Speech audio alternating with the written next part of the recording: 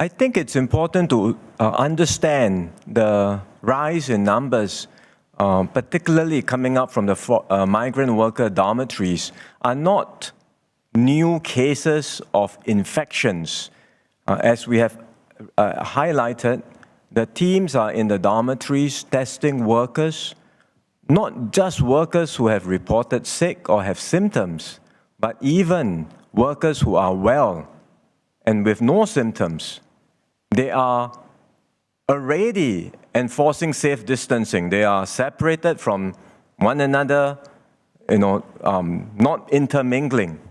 But when we go in to do an active sweep of the dorms, testing them, we are finding that many of them, even without reporting sick, in fact, have been infected with the virus.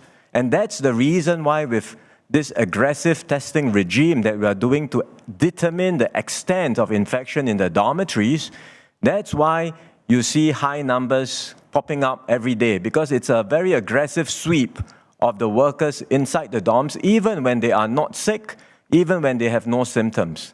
What this suggests is that, in fact, the infections have been occurring for some time, starting very early, and it has been going on and circulating. Otherwise, you would not have been able to pick up such high numbers. So this is what we are doing now, going into the dormitories.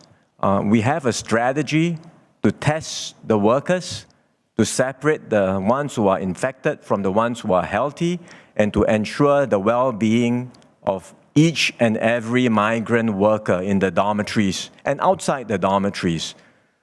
We have a strategy for that. That's one strategy, but as I've said before, we are tackling the virus on two fronts: the migrant worker front, and also the rest of the community, the rest of the general population. And there, if you look at the efforts, as I've said, we are seeing results.